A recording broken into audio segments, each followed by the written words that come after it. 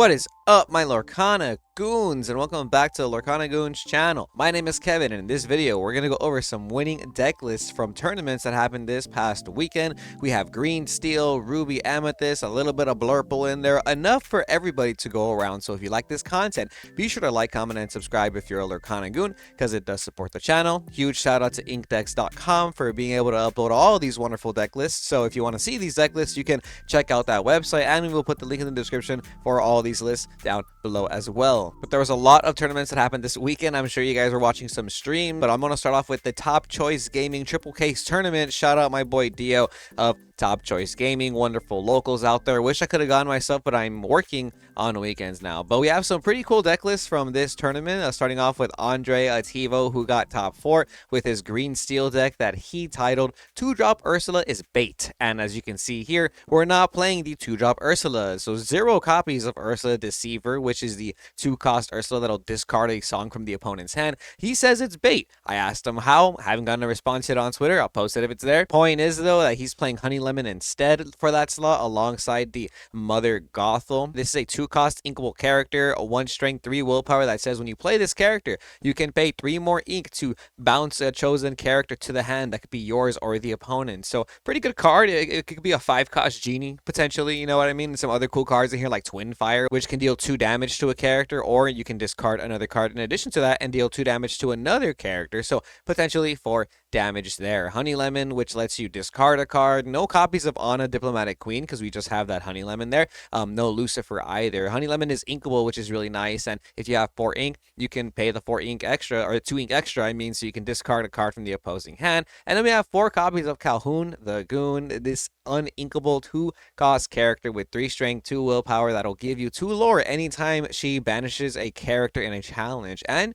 it has resist +1. So that is a pretty sticky character alongside your ward characters like Prince John, the Muses, and all the songs that make your Muses even better. I also like that he's playing Along Came Zeus with green steel. I was just talking about how the evasive genie can be pretty sticky for green steel in that matchup. So I like playing the purple 4-drop genie against green steel because I feel like they're not playing Zeus, so it's usually going to stay on the board. And now that I see somebody playing Zeus and green steel, I am a little worried about that. So shout out Andre for having some cool cards in the deck. A very similar list from the boy Danny O, right here playing green steel as well in the same tournament. Top 8, we're seeing Zeus and green steel. He's playing 3 copies of Baboom. Maybe that's something you want to try in your green steel list. 1 copy of Cricky, 3 copies of Calhoun as well, and you are playing the 2 Ursula Deceiver. No Honey Lemon, no Mother Gothel, nothing like that. Just some extra removal cards in this green steel build. Shout out Danny. Another cool deck we have in this top 4 of the Top Choice Gaming Triple Case Tournament is by Eddie Z, called The Resistance. This is a purple steel deck playing Mickey Mouse. We have the new Surfer Tinkerbell. This is the 3-cost Tinkerbell that can quest for 2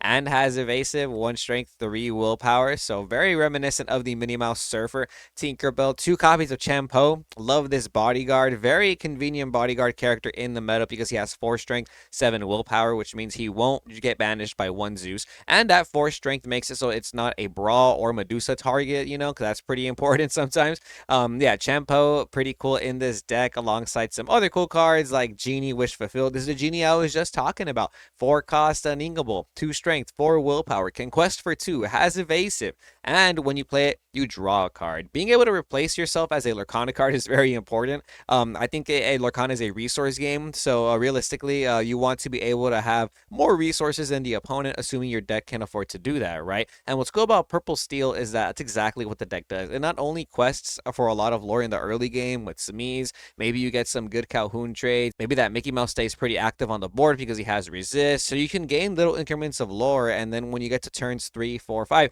you start playing rabbits and genies and cards that generate you some more advantage, friends on the other side, and you're able to keep your resources high while generating small bits of lore. Kind of get to the finish line turn by turn and end the game off with goats, right? So Purple Steel does have a very solid place in the meta right now. I love that you're playing Pinocchio Talkative Puppet. That's pretty cool because you can exert opposing characters. If you guys played any previous formats, and you know how good Pinocchio Talkative Puppet is. 2 Fire the Cannons and 1 Unfortunate Situation. This is a card that I thought was pretty good when I first read it out of the set. I haven't seen anybody play it except for this deck so far. It is a 4-cost inkable action, not a song, that says each opponent chooses one of their characters and deals 4 damage to them. So this does plays around ward. It is 4 damage. So if your opponent has a Muses, then you can play this. And if Muses is the only character they have, then they have to deal 4 damage to their Muses. I like this. I like this in this deck because you're playing Zeus, you're playing Grab Your Swords, you're playing Fire the Cannons. You can kind of manipulate the board state a little bit, maybe even deal an extra damage with the Mickey Mouse shift if you have a broom, and it clears some characters and leave your opponent in a situation where they only have that one ward character, whether it be Prince John, maybe it's a Diablo, even though it doesn't have ward, or maybe it's the Muses, and this unfortunate situation can get it out of the way. And they're only playing 1 copy, but it's inkable, so if you don't need it, you just ink it away. It feels like Amethyst is in a just really good spot in the meta in general. Like, purple cards are very good right now. We have another purple steel list from this tournament. This was a 47+ player tournament, by the way, so about 50 players. And this was a deck by Edward R. Right here, playing 4 copies of LeFou in his purple steel deck. We have Doc in this version with Calhoun, Cogsworth, a lot more aggressive cards in the early game is what it's looking like, and 4 copies of LeFou. This is the steel LeFou, 3 cost, 2 strength, 3 willpower that says during your turn, you may play this character for free if an opposing character was banished in a challenge this turn, which is pretty nice if you're able to combo this off and then replenish your hand with Docs, right? Or maybe you're even trying to replenish your hand with the new Yzma, the 4 cost Yzma that has 3 strength, 3 willpower that says you can exert this character and draw until you have 3 cards if you have fewer than 3 cards. So a really cool play you can do is make some cool trades with maybe Captain Hook, Fox, or Snake, and then play your LeFous for free. And if you already had a Yzma on board, you can exert your Yzma and refill your hand. And even if you drew more LeFous off that, you could just play them in that same turn. We're also playing 2 copies of Lost to the Way. It's a 2-cost action that says exert chosen character. Then you may choose and discard a card. If you do, the exerted character can't ready at the start of the turn. So it's a much better version of Freeze, which is a chapter 1 card. And I think this card's pretty good. I like that it's seeing some meta play, and I like that it's seeing some success in some of these decks. The purple color doesn't have like a lot of removal, but it has the ability to exert opposing characters. And we've seen how good Elsa Fifth Spirit can be in the previous formats. So I do think that this acts like as a pseudo removal card. And in first place of this tournament, actually splitting first place of the tournament, we have one of the winners, Michael M, aka Mike Mastaggio Jr. That's the homie right there, the co-owner of the Quest Kids team, Lorcana. You've probably seen him on the channel if you guys are an avid watcher. But huge shout out to Mike. Congrats on doing well at this tournament. Pretty awesome playing signature red blue. This is the Mike deck. We all know Mike for playing red blue around the Southern California community, and he is out here playing some pretty cool cards like Maui Half Shark, 6 cost Inkable, the best legendary in the set, which lets you generate a lore every time you play an action.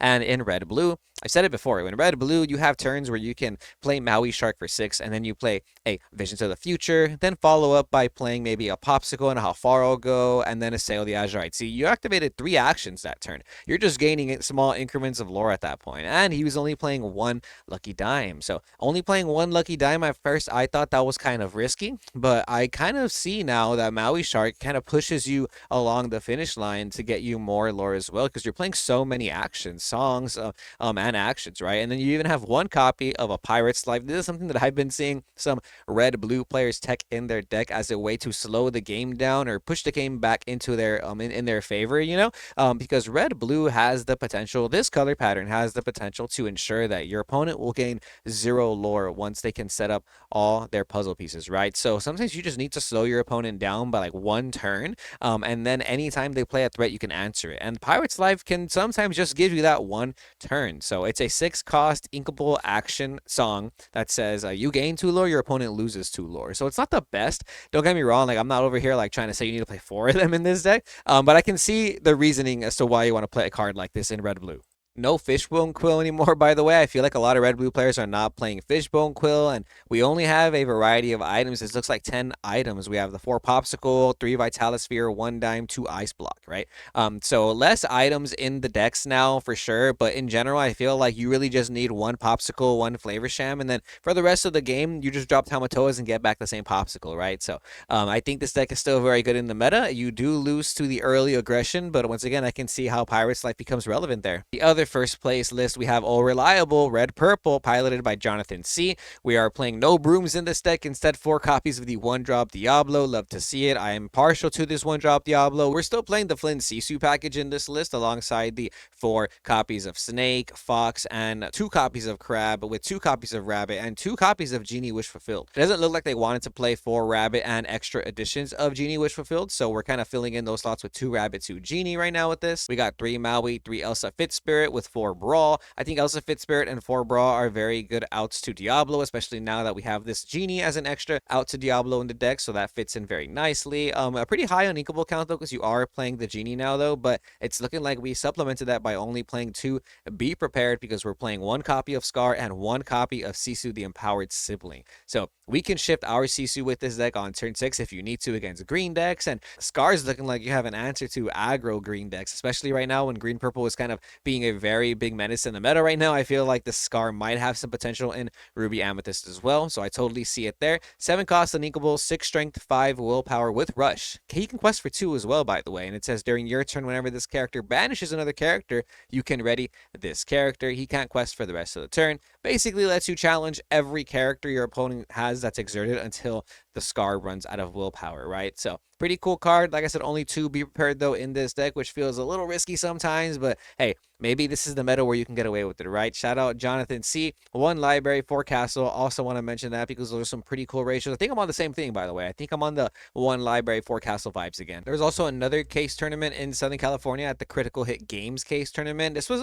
only about 16 players, nothing too shabby, but there's Jonathan C. I think it might be the same Jonathan C. I'm not entirely sure, but if somebody knows, please let me know. This is an interesting deck that I saw out here. I thought it was pretty cool. It's an Amethyst Steel location deck. And look how many locations we're playing, guys. We're playing a gang of them. 28 locations to be exact. We have the Casa Madrigal, we have Ferry Ship, the Bayou, Forbidden Mountain, Nottingham, Seven Doors Mine, and the Library. All of those at 4. Every card in the deck is played at 4, by the way. Love the consistency there. 4 Fire the Cannons, Befuddle, John Silver, Mr. Smee, Doc, Calhoun the Goon, Happy, and Captain Hook. We have your Dwarves Mine package to deal some extra damage right there. We got Calhoun to ensure our opponent can't quest willy-nilly, and if they do, we get to punish them with some extra lore. And what's crazy is that they're going to want to quest. They're going to want to challenge into your location, so your Calhoun's going to get some nice value there, I think. If your opponent has to challenge into your locations, then your Calhoun's going to get some value there. Pretty awesome. Mr. Smee, because he quests for 2. John Silver, because he has the location synergy. I like this deck. I need to try this out myself, actually. I've been wanting an excuse to play Casa Madrigal. If you don't know what this does, it's a the 1 cost inkable location, 1 move cost with 6 willpower that says at the start of your turn, if you have a character here, you gain a lore, right? So most of the 1 cost vanilla locations are 1/4 stat line. This one is 1/6 because you have to have a character in there to, gain the lore, but it's not too bad. I don't think that's asking for too much, right? You just put a little character into the casita, and then like at the beginning of the turn, you gain a lore because you have the casita out there. So that's pretty cool in my opinion. I like this deck. I need to try it out myself. In the last video, I did see a comment saying, wow, no Blurple, and I found a Blurple list this week that did well at a tournament. This was top 4 from that 16-player case tournament, I believe. And yeah, this is a critical hit game. Shout out Sam B. This is Blurple Team USA, and we have a lineup of 1-drops, 12 1-drops actually. Chernabog, Diablo, Magic Broom, all those at 4. Tipo, Snake, Fox, Crab, Goat, Genie, and Rabbit, and Elsa Fit Spirit. We're playing all these at 4. I love this. I love this consistency, guys. This is the way I like building decks, right? 2 copies of Elsa Spirit of Winter, not too shabby. Throw in the Shift Elsas in there because they fit very nicely with the Fit Spirit. And in Blurple, I guess you can maybe add Sail the Azurite Sea. It's not a character you can bounce with the Fox or the Snake necessarily to ramp, but you still have extra ramp in this deck as a turn 2 play, and maybe ramping into your Genie, your Goat, or your Rabbit is just that good, right? Pretty cool. And we have a variety of locations. We have 4 Queen's Castle, 4 the Library, and 2 McDuck Manor. That's 10 locations in this deck. I really like the way this is built. This is giving me some interesting ideas. Shout out Sam B for getting top 4 with Blurple, keeping the Blurple dream alive. We got a Sapphire Steel list from this case tournament by Hector, 24K Hector. Go check out his YouTube channel. He's been on the Lorcana Goons channel as well before, alongside some of the other players that I've mentioned here from Southern California. Got a variety of cards in this list, I do gotta say, but it's looking like a toolbox like Sapphire Steel deck, which I kind of like. I like where this is headed. Maybe this is where Sapphire Steel is headed, a toolbox version of the deck, right? We have 2 Captain Hook to start off as our 1-drops alongside the Fortisphere and the Popsicles. This deck is still playing Fishbone Quilt because you probably want to combo it off with a whole new world, and we're playing 2 copies of Tipo, Grandma Tala, 3P. You gotta play 4 Favorsham, right? The new cards in this deck though, we got 2 Pluto Guard Dog, which is probably really strong in this deck. deck if you're able to curve from Flavor Sham to him. If you're just trying to keep drawing cards off your Flavor Sham, you can protect them with a pretty heavy bodyguard character. One copy of Baymax, the Armored Companion, which will generate you up to 2 lore possibly if you heal a character for 2 lore, so not too bad. One copy of Gontu Captain Crankyhead, one copy of Gaston, the intellectual powerhouse. So we got 3 Zeus, 3 Sail the Azurite Sea for some extra ramp cards in there. And then we have our removal. We have the Grab Your Swords, the Let It Goes, Fire the Cannons for the early game, and 4 copies of Tink. Sapphire still is the deck that Hector likes to play. I know he knows what he's doing with this deck, so pretty cool list. Shout out Hector for getting top 4 at this tournament. Gotta talk about the Red Purple Burn. I'm telling you, Red Purple Burn is a real deck. This list even playing 1 copy of Maui Shark, which will add even more lore to your win con a little bit quicker, right? Every time you play an action, you'll gain an extra lore. So if you're playing Gathering Knowledge and Wisdom, you'll gain 3 lore instead, right? This is Red, Purple, Ruby, Amethyst, Burn, as they call it. Shout out Jonathan Ball for getting top 8 last format with a kind of rendition of this deck. And I feel like now there's a lot more stronger characters you can play in this deck, like the White Rose. You know, you can play Diablos instead of Brooms, or you can keep playing Brooms however you like. Peter Pan Shadow, Lumiere are some interesting cards in this list that I don't see a lot of people still playing, which is cool. Lumiere is going to be able to bump up your characters like Genie even to contest Diablos that are at the Cove. We have the 4 Genie in this list, no Rabbit, just 4 Genie, so that we can ensure that we have some draw power and some evasive questers, because this Genie quest for 2 and he's evasive, so it's kind of like a Minnie Mouse Surfer almost, how I feel. 4 copies of Sisu, no Flynn, which is really interesting. Normally I see Flynn and Sisu together, so you can try and combo that off, but in my opinion, I don't think Flynn really goes off. It doesn't really resolves half the time anyway, so I don't even play Flynn in either version of Ruby M anymore, to be quite honest with you.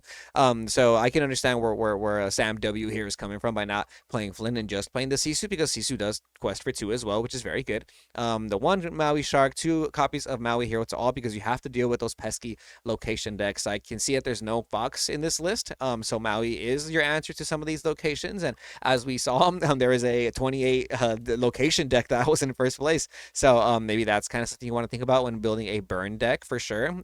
8 copies of locations in this deck though, 4 Library, 4 Castle, 4 copies of Amethyst Chronicon, because that's really your draw engine aside from Genie, right? If you're playing a deck like this where you're playing 4 Goats, White Roses, Knowledge and Powers, 3 Pirates Life, you can afford to just keep giving your opponent cards most of the time, because you're really just trying to get to 20 without necessarily having to quest with your characters, and this is one of the best decks to do that with, I think. I want to give a shout out to Caesar, who got top 8 at DLC Seattle, a local Lorcana player. Emerald Steel is his deck, playing 1 copy of Honey Lemon and 1 copy of Anna Diplomatic Queen with the 2 Calhoun. It's looking like Emerald Steel players are playing Calhoun in their deck, at least the ones in Southern California, so maybe that's something you want to consider. And he's playing 2 copies of Basil, 2 copies of Basil, possibly to shift on your morph as an extra target, because every turn after that you just ink, you can afford to pay the extra ink and then discard an opposing card, right? So maybe Basil is just that card in this deck too. Axion now in Europe had a set 6 tournament on Sunday. Amber Steel taking first place by Boomy. Shout out you, Boomy.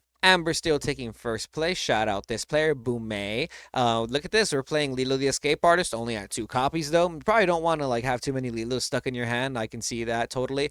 We have 4 copies of the Queen, only 2 copies of Daisy. For our 2-cost characters, we got Sumi and Ursula Vanessa. Only 2 copies of Pluto Guard Dog. Normally I see people kind of playing 3 or 4 of these. 1 Prince Naveen. We are playing 3 Pete, 3 Lawrence, 2 Baloo. Baloo is an Amber Steel menace, and shout out Boomy Jr. You know, if you're watching this, bro, because I feel like now not everybody, I feel like now I have to respect Baloo against Amber Steel. It's a very important card when you're playing a deck like this that can either play very aggressively against you with the Daisies, the Lilos, and whatnot, and then towards the end of the game, they can just close the game out with their own version of Merlin Goat, which is Baloo, right? And they could even shoot down their own Baloo with the Zeus if they really wanted to gain the 2 lore.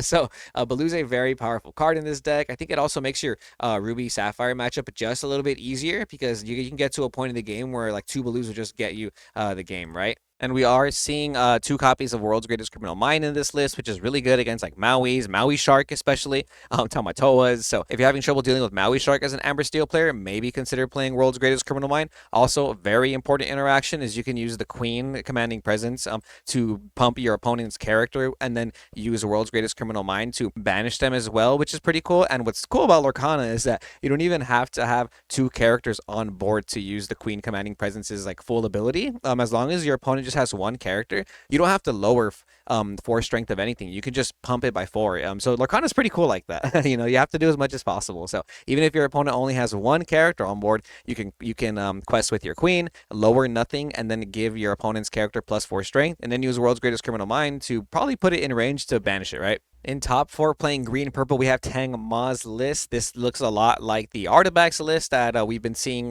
piloted around for green purple. Green purple's in a very great spot in the meta. I know I keep saying that about a lot of colors and color combinations, but right now, Lorcana meta is just there. Like, you can play a lot of different decks, and I think that says a lot about how healthy the game is. So green purple, in my opinion, is like one of the best decks, because this deck can just really hit the gas pedal the moment you start from turn 1, because you're playing so many 1-drops. You know, you have the 8, we have 4 Diablo, 4 Curse Merfolk, and then you have 3 Clarabelle, 1-drop the Clumsy Guest, and then 2 of the Chernobog Followers. I like the way Tang Ma went about his list, because I also did the same thing. I took out the Ursula Sea Witch Queen, the Shift Ursula, and I put in the 3rd copy of Clarabelle, Light on Your Hooves. I just feel like you really want to shift Clarabelle when you can, and there's something that you can do with this that you can't do with the Ursula. On turn 6, you can play 1-drop Clarabelle and shift 5 for this Clarabelle. You get rid of 2 cards from your hand, and then you can refill your hand. Most of the time, all you really want from this Clarabelle is to resolve 1 time anyways, because you're an aggro deck. You know, you refill your hand 1 time, you get all your 1-drops back, maybe some Bonsais. Also up the count of Shakira. I love playing 2 Shakira at least in this deck. That's Gazelle, the angel with horns. If you didn't know, she's voiced by Shakira in the movie. 2 inkable character, 1 strength, 2 willpower. That says when you play this character, chosen character gains evasive until the start of your next turn. I thought it was only that turn for the longest time. Somebody did this to me at Locals, and I was like, whoa, this card's really good. So I immediately put 2 back in this deck, you know, because you're able to do some crazy plays like quest with your Merfolk, give it evasive. Now your opponent can't challenge your Merfolk. Now they can't challenge your Bonsai or some of your other 2 questers and you're really just trying to get to the game. Even if you want to protect your Clarabelle, you can quest with your Clarabelle, give it evasive. Your opponent can't challenge it possibly, then you can shift that same Clarabelle. I had somebody, shout out Alex by the way, I had somebody give their Goofy Shipwright evasive. So this Goofy had ward and evasive for a whole turn while he was sideways, and what am I going to do? I couldn't even challenge it, right? And as you can see, only 2 Rabbit and 4 Genie, because Genie's the goo, I guess. Now we have a red-blue deck from that Axion Now Sunday tournament piloted by Kieran Elmer. This is a Ruby Sapphire deck that's playing Queen of Hearts. A lot of aggro in the meta right now, a lot of green and purple, amber steel, that's aggro with dwarves, purple steel with the dwarves deck are those 1-drops that we were seeing. So maybe you want to consider playing Queen of Hearts, which is a rush character, 2 strength, 2 willpower. It lets you challenge opponents' characters because it has a rush on the same turn. So maybe clear a Clarabelle or a Merfolk if it's questing for 2 a little too early. And this list is actually playing the 3-drop Sisu Daring Visitor, the uninkable Sisu, which lets you pop a character that has 1 strength exactly. With this in combination with Ice Block makes it a lot easier to resolve that effect, especially if you're playing Medusa and Brawls. You're able to take advantage of this. We have the Shift Sisu as well, alongside a 6-drop character that we've been seeing in every Ruby Sapphire deck, Maui Half Shark, once again making an appearance evasive. It gives you a lore every time you play an action, and when you challenge a character, I have to stress, you can grab an action back. Now, it's kind of hard sometimes to resolve that second ability to grab an action back from the discard pile when you challenge a character, but you're able to kind of put other combos in play, like Vitalis Sphere, to use this a little bit easier. So if you have Vitalis Sphere on board already, sometimes your opponent might not be playing around your Maui in hand, and you can slam this Maui on the board, pay the extra ink, and go ahead and give the Maui rush. And now you can grab back maybe a Be Prepared, a Brawl, how far I'll go, let it go. Any card you grab back that you play that turn will also give you lore, like we said before. So that's pretty good. So good that it even rhymed. A purple steel list in top 16 by William Chong. I wanted to go over this list because this is the more like a tempo purple steel list, a mid-range deck, if you will. Like I was saying, it's a deck that lets you generate a lot of increments of lore in the beginning, and then you can finish the game off with some goats, some white roses, even some genies, because you'll just be questing. You know what I'm saying? And we have 3 copies of Gontu, Captain Cranky Head, in this deck, which will let you quest for 4. I like that personally. I feel like eventually one of these Gontus will stick if you're able to draw into them. And we have a lot of draw power in this deck because we have 4 copies of Broom, 3 copies of Diablo, and 3 copies of Chernobog Followers for our early game draw power. Then you can get some more draw power in the game with your 4 copies of Genie, 1 copy of Rabbit in case you feel like you need to bounce it back maybe with some Snakes and some Foxes, alongside your Merlin Crab to keep your tempo going. Only 2 Pete. There's only 2 Pete in this deck. I'm a big fan of Pete, but maybe if you're not playing the most aggressive strategy, a more mid-range strategy, you can afford to play just 2 Pete. You might draw into it because you're also playing friends on the other side. That's always kind of good. And in this deck, you can afford to play less copies, I think, of certain cards because you can bounce them back, with the snakes and the foxes. We are playing Smash, Fire the Cannons, and 4 copies of Zeus as our removal for just some free damage removal there, and even 2 copies of Bell, the Accomplished Mystic. That's a 4/4 strength and willpower character. That quest for 2, she also has an ability when you play the character, you can move 2 damage from one character to another. That plays around resist, which is really nice. And we're only playing 1 location, which is just the 1 library, but I feel like you can do that right now in Amethyst decks, play 1 library, just like we saw in Ruby Amethyst too. I do like 4 White Rose and 4 Goat, by the way. I think White Rose is a very underrated card. It's just a solid stat. 3 strength, willpower, cost 3, and it's inkable, and it just generates you a lore. I feel like that's just a very good effect in Lorcana right now in a deck like this, especially when right now you're trying to not only counter the aggro decks that are generating lore faster than you, but you also need to do that while contesting the board, while putting your own pieces on the board, your own resources, if you will. We have another Sapphire Steel list from a box tournament at Dragon's Horde. This was 20 plus players. Shout out Bruce Kendrick over here from Team Ohana. Bowlander no wheel is what they call it. We have some pretty cool items that I'm not used to seeing, like Imperial Bow. This is a 2-cost inkable item that has an ability that says Exert, pay 1 ink, chosen hero character gains Challenger +2 this turn, and Evasive this turn.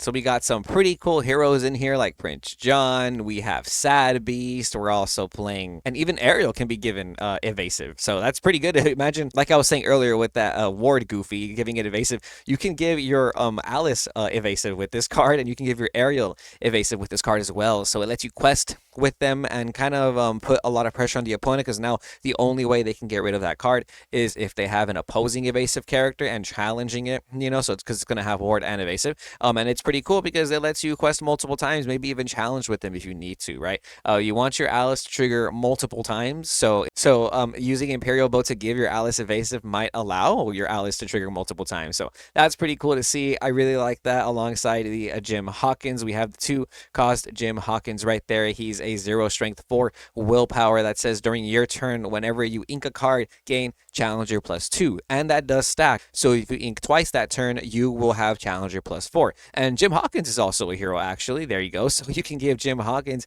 Challenger +6 even, and evasive as well. We are not playing the Shift Jim Hawkins in this build. Probably doesn't seem necessary. It's an uninkable card because we're not playing Whole New World in this build. So you don't really need those shift targets to sing Whole New World. This looks like it's more of a tempo-based deck, kind of using Flavor Sham as your main draw engine because you're able to use Popsicle and a Fortisphere at 4. There's 8 Popsicles in this deck, basically, and 4 copies of Sail the Azurite Sea to not only ramp, but draw more cards into your deck with 4 copies of Fishbone Quill for some more ramp in there. Pretty cool deck. I also like the Pluto Guard Dog, like I was saying, especially in this kind of tempo deck where you're not playing Whole New World. You probably want some beefy characters to play on curve. And as always, you got to play Dime. You got to play at least some Tamatoas so you can grab back your Popsicles and your Dimes if they end up in the discard pile, because those are great closers when you have cards like Ariel, Treasure Collector. Next up, we have this Ruby Amethyst list from the Battle of the Bay tournament that was happening in Northern California. Shout out Ed Chu for getting first place. He also won DLC Fort Worth, if I'm not mistaken.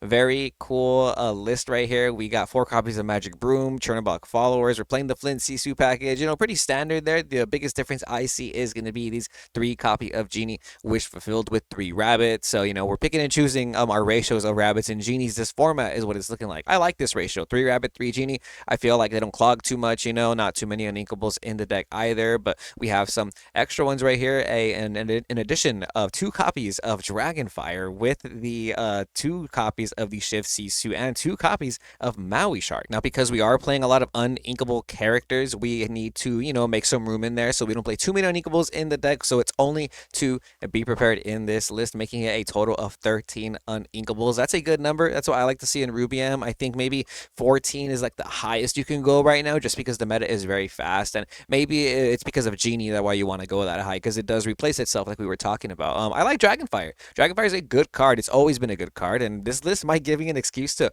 play my DLC promo Dragonfires that I was able to acquire, right? Also in top 4, we have the Home Wrecker by Matt Wichman over here. This is going to be an Amethyst Steel list playing Mr. Arrow, Legacy's first mate. I've seen this card in the card list, and I've seen it. I played Pack Rush the other day, and my shout out Bag, he was playing it, my opponent. And 2-cost inkable character, very threatening because he has 1 strength, 2 willpower, but resist +1. So it's almost like he has that extra resist, you know, kind of like this Mickey Mouse, the 1-drop Mickey Mouse in a sense, but he can quest for 2. So that makes him just a little bit better, just enough to make him worth a 2 cost. It's also a 2 cost quester, so you're able to quest for 2 and then bounce it with Fox or something, get some good value there, maybe even pump it up with Crab, get a nice value trade there. 4 copies of Doc Bold Knight because this looks like an aggro deck, a lot of 1-drops, a lot of 2 questing characters like Maleficent biding her time. We also got a 3 copies of this Yzma Alchemist. This is the new Yzma card that came out this set. 4-cost inkable, 3/3. We talked about it, quest for 2, but if you exert it instead, if you have fewer than 3 cards in your hand, you draw till you have 3. You can do some wacky combos if you ink high enough. You know, you can exert this card, redraw your hand, play some 1-drops, play a Doc, discard your hand, you know, draw more. It's a pretty cool card, and if it stays alive for whatever reason, then you're going to be able to do that again. And with the amount of 1 and 2 drops you're playing, I imagine you can kind of dump your entire hand onto the board pretty easily, and you're playing locations in this deck too. So 4 copies of Library to add that extra pressure, 2 Smash, which I like, and 4 copies of Fire the Cannons. No Dwarves Mine, I'm pretty surprised to see that. I'm a big fan of Dwarves Mine in a deck like this, and we're also playing 3 copies of Befuddle. Dwarves Mine would be cool with the Happy, so you can maybe move it into, maybe even just with the Doc, you know, because it feels like you really are digging for Doc in this deck. But no Genies, no other draw power other than Yzma and Doc, and the 1-drops that you have to let you cycle. And we got to play Calhoun the Goon, you know, because we got to make sure we can contest the opposing aggro decks. And if you're playing, like, I think if you're playing a purple steel mirror match, Calhoun might be kind of important. Speaking of Calhoun and Dwarves of Mine, we have an Amber Steel list. This is a Dwarves of Mine Amber Steel list. Shout out B. DeCandio for being like the original creator of this deck list online at the moment, inspiring a lot of people to play this deck, and I think it's pretty good. It's Amber Steel Song because obviously we're playing 4 copies of Storm and Strength, but we're also playing 4 copies of Dwarves of Mine, 4 Doc, and only 3 Happy in this list, which is Happy's a good card. He's a dwarf, he's a knight, and he's a 1-cost inkable character, 2 strength, 1 willpower, kind of like Chernobog, but instead of drawing, Happy has evasive on your turn. Only on your turn, so you can't just go questing with him, but this is really good to contest a Diablo, especially if your opponent does not have Diablo on the Cove. That's pretty nice to see. We have 4 copies of the Lilo Escape Artist and 4 copies of the Pluto Guard Dog, so we can protect our pigs, we can protect our Escape Artists, and we can protect our Lorens. All of these characters questing for 2 or more. Very important to protect them. We even have Kita, the protector of Atlantis. She's going to be able to lower the strength of all the characters on the board so that now you can keep questing and maybe they don't get challenged into oblivion, because a lot of your characters are pretty weak, but you have some heavy questers, and you even have Calhoun the Goon there to contest the opposing heavy questers. Like right now we're in such a fast Lorcana meta, which is really good, but you really have to know how to play these decks out, because if you get all your cards removed from the board and you're not at 20 yet, how do you really get there, right? So you have to know when to use your Lilos, when to make sure that you can afford to play your Lilos, or when you need to quest so you don't run into an opposing Calhoun and things like that. So these aggro decks, like, they're pretty fast, but I think they're pretty tough to play too this meta. Now we have a first place list from the For the Lore tournament. This was a tournament in Europe that had about 140 players, maybe a little bit more even. This is basically Artibac's green-purple list, if you haven't seen it. And this list looks a lot like the one we saw a little bit earlier from Tang Ma. Only playing 1 Gazelle, though. I think personally you want to play a little bit more Shakira. I think Shakira is a very good card. We also have only 1 Peter Pan in this list, which is very good to contest Diablo, and he just has evasive too. So Peter Pan will just quest a lot sometimes alongside Elsa, the Fit Spirit, which also just ends up questing for a lot. A couple of evasive characters in his deck naturally because they're just great characters like Gogo Tamago and the Genie Wish Fulfilled. So very interesting how right now the characters in the meta that are used to kind of like generate your win condition faster, like you have Genie to draw, Draw, he quests for 2. You have Gogo Tamago, she's going to be able to quest for a little bit more, and Peter Pan Shadow's in there with Elsa to kind of contest Diablo. All these characters have like really good use case, but on top of that, they're all just evasive. So it just means they're going to stay on the board after fulfilling their mission. I think green purple is so good this format. We got 4 copies of Kit Cloud Kicker to kind of keep tempo on our side of the board, because like you've seen earlier, there's a lot of aggro decks, a lot of early game characters. One of the issues though is that Kit cannot bounce Calhoun the Goon, which is pretty crazy. That's why I like Calhoun this format, but you can contest Calhoun with your Bonsais. So green has Bonsai, steel has Calhoun. Bonsai can quest for 2, uninkable, 3 strength, 2 willpower. For our 1-drops, we got 4 Diablo, 4 Merfolk, 2 Chernobog followers, 3 Clarabelle, Clumsy Guest. Clarabelle, Clumsy Guest is really good because she has an ability to pop items as well. Forgot to mention that earlier. She's a 1-drop in the early game if you need to contest an early Merfolk or something, but later on turn 3, if you're playing against Sapphire decks, you're able to pop the opposing Popsicle before your opponent can play Flavor Champ sometimes, which is really nice. And even in the later game, you can pop a Lucky Dime maybe. Some other decks aren't really playing items. Maybe it's Sapphire Steel and you run into that bow and arrow card and you can pop it with your Clarabelle. But in general, I think Clarabelle is pretty good for that, as well as being able to just shift and refill your hand like we were talking about earlier. We got the White Rose and the Genie to make sure we can keep questing in the mid game with Goats to seal the deal with the Ursula Sea Witch Queen with 4 copies of Ursula Deceiver. Green Purple being so popular in this meta that it actually was in top 8 as well of this tournament, and also in top 16. There's a bunch of green purple in the meta. This list looks a little bit different though. We're playing some interesting cards. We got 3 copies of Sir Hiss, a bunch of different ratios, 2 copies of Olaf, 3 Pegasus. We have 2 copies of Scroop. This is a Pirate Emerald card, 3 cost, uninkable, 2 strength, 1 willpower. Has evasive though and can quest for 2. Has an extra ability that says when you play this character, you may pay 3 extra ink to banish chosen damaged character. Kind of like an Ana Diplomatic Queen, but you have to pay 3 extra ink. So it's kind of like a 6 cost version of that card, and you can only pick that ability to just pop a damaged character, but it quests for 2, which isn't bad, but it has 1 willpower. There's just like ups and downs with this card. I have just mixed feelings about it. 3 Crab, 3 Fox, 3 Kick, Cloud Kickums, very cool. 2 White Flower, 4 Genie, 2 Rabbit, 2 Goat, 1 Bell, Accomplished Mystic, 1 Cricky. This is a toolbox deck if I've ever seen it. You're just playing a lot of different things to make sure you can win in a bunch of different game states, and hey, it got you there. I love to see it. Elsa, Fit Spirit at 4, and then we're playing 2 copies of Isabella Madrigal. I haven't seen this card played in the meta in a minute. So this is a 5 cost inkable character, 3 strength, 4 willpower that says during your turn, if no other character has quested this turn, this character gains 3 lore. So that means she'll have 4 lore that turn. Then she has another ability though. This is the drawback. It says whenever this character quests, your other characters can't quest for the rest of the turn, which is very unfortunate, but we are playing 1 copy of You Came Back, which will let you re-ready your Isabella Madrigal and quest again for 4. So you could potentially quest for 8 in 1 turn with this 1 copy of You Came Back. You probably just play 1 to try and seal the deal, right? You got 2 Genies, Ursula Sea Witch Queen as well for the later game, and copies of Friends on the other side for them,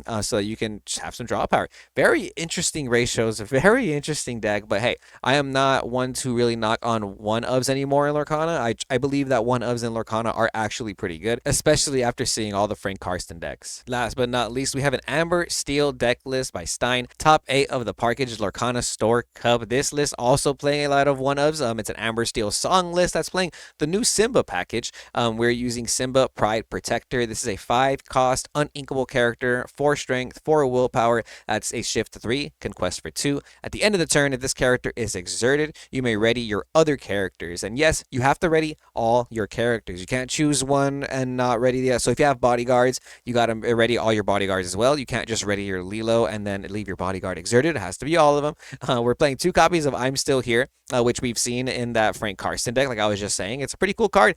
Chosen character gains resist +2 until the start of your next turn, and you draw a card. So it'll replace itself, which, as we've been talking about for this Genie, is very good, right?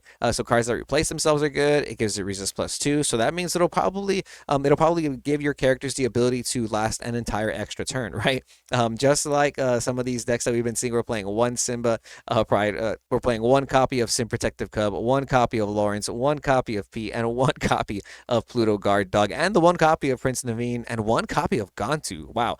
And I forgot 1 copy of Cinderella Stout Hearted. Very cool to see all of these one-of decks doing so well at these tournaments. It's probably not hard to find the one-ofs in this deck though, because you are playing 4 copies of Whole New World, and we have some extra removal to make sure we can keep control of the game state. We got 2 Zeus, 4 Strength, 4 Storm Rajon, and we have Ariel to find all those songs. The Simba deck is pretty cool. It does a really good job at obtaining like early board control because you have Cindy with the songs, obviously. You can play Simbas and start shifting earlier for some awesome Whole New World advantage, and then discard your Lilos so you can get them back later in the game against some of those blue-red matchups. We also got 1 Piglet in this deck in case you're going first. So that's why I like Amber Steel right now in the meta, is that it can be an aggro deck and also a like mid-range kind of control deck depending on the matchup that you're playing against. Because when you're playing against red-blue using this deck, you definitely want to play like an aggro deck. But when you're playing against green-purple using this deck, you definitely want to play more like a mid-range style. There's also some pretty neat plays you could do with this deck, like playing your Simba Protective Cub already exerted because it has Bodyguard, and then shifting your Simba Pride Protector that same turn,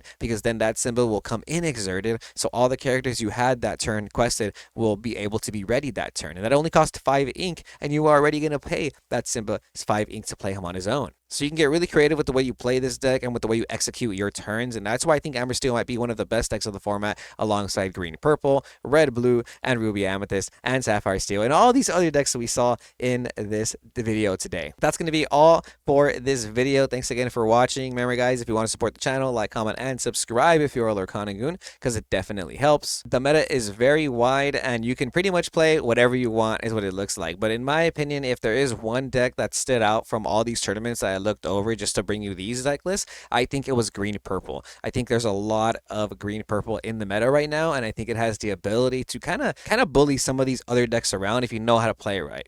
But Lorcana is an interesting game, man. That's not to say that if you're playing that deck, you're going to win, because in my opinion, it really is about who's playing the deck rather than the deck itself. So I can't wait to see what's going to start winning our Store Championships, what's going to win the Euro Nationals, the North American Nationals. But until then, remember to stay tuned to Lorcana Goons, and we'll see you Goons next time.